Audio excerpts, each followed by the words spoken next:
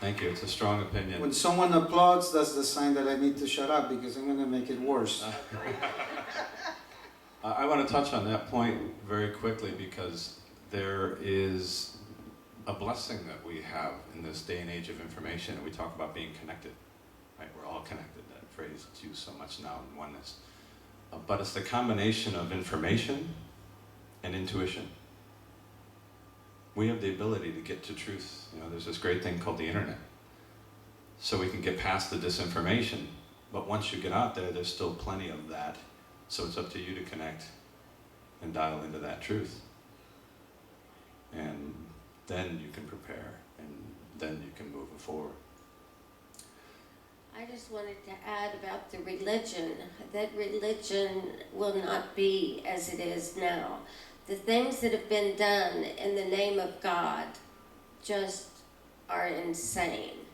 What we will discover is that the God within each of us is compassionate and loving and shares and helps. That is the difference. The second coming of the Christ is not a man, not a woman, although there are people that were here today and they say they know the new prophet is so-and-so. It is the awakening of the Christ consciousness within each of us. You are the guru you've been waiting for. You have all of the answers within. Connect with Source and you will find the way. Thank you, Dorothy.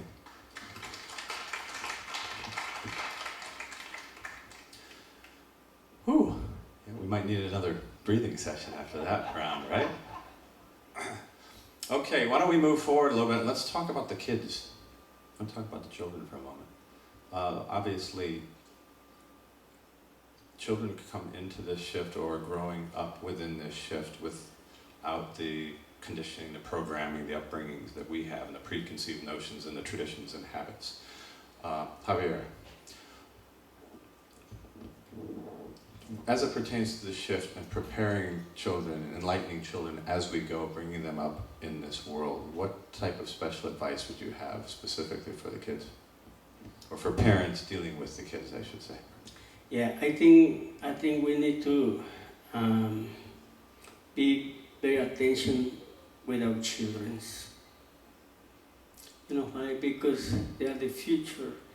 You know, in my time when I was a kid, you know, they was so different. You know, the old mentality, there was terrible. Now, with the old kids, with the old computer, with the old technology, I don't know, it's very dangerous too. We have to be very careful with our kids because they are the future in this world. And I think we have to be very, very, very careful. But also, I see it a new mentality too. With some of the kids, they are more bright like before. You know, they born and they growing with a different mentality too. I think just only we have to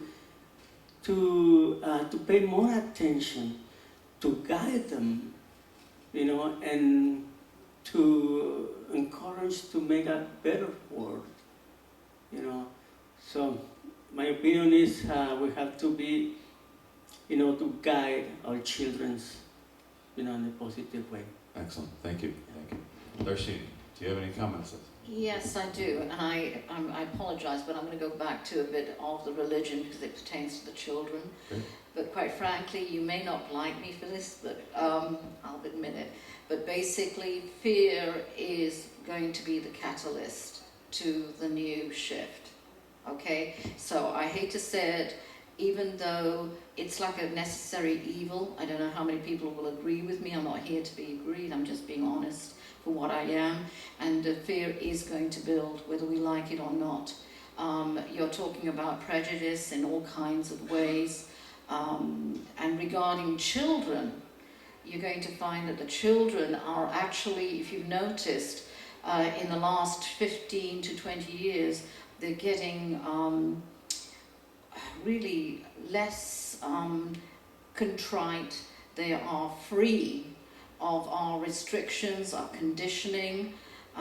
They are fearless, quite frankly. A bit to the point of the other side of the pendulum, quite frankly. And the confidence is so instilled in them at 2. You could see that they're way advanced from any of the other children on generations before. There is far more cognitive realization and feeling and intuitive powers in all of them. Some of them are still on logic based, but that's like 25%, I presume. But really, they are growing far faster, mentally, spiritually, definitely. But the arrogance is actually, I don't know if you've noticed it, is getting far more elevated in the younger ones, and that is a dangerous thing. But again, it pertains to fear. Fear is going to be so manifested and increased, and I'm sorry, but it is going to get worse. Fear of earthquakes, fear of terrorist action, anything else. Everything's going to build. And how can you change something just in natural flow? I'm sorry, but I don't believe that. It does need a catalyst. And the catalyst for this kind of shift is going to be fear. So in a way, if you embrace fear, you're actually letting it go. You're acknowledging it, but it passes through you. I don't know if any of you believe that. So, do you understand? Yeah, because if you're fearing it, you're actually avoiding it. But if you just be in the energy, it just goes right through you, and there's nothing to fear. But let the others fear, and there's going to be a huge amount of fear with the children. I'm sorry to get sidetracked. Change coming from discomfort.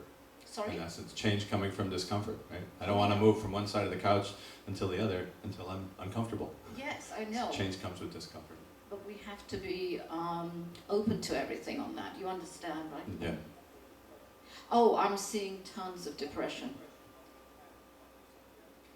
Yes, but the thing is, it's a good thing, because you are being imploded within yourself.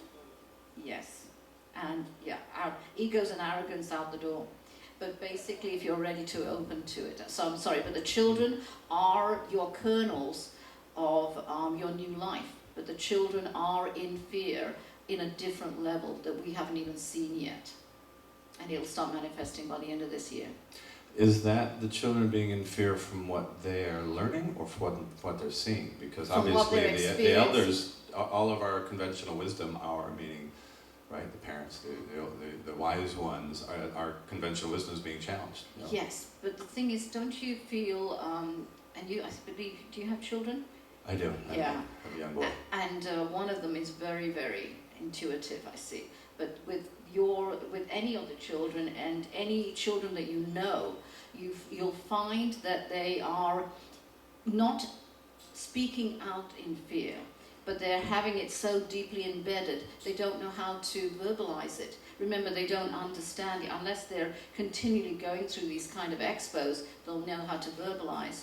But you understand, it's just really, it's something that it is deep-seated, it hasn't been energized yet. Does that make sense? Yeah, I think I understand what you're saying.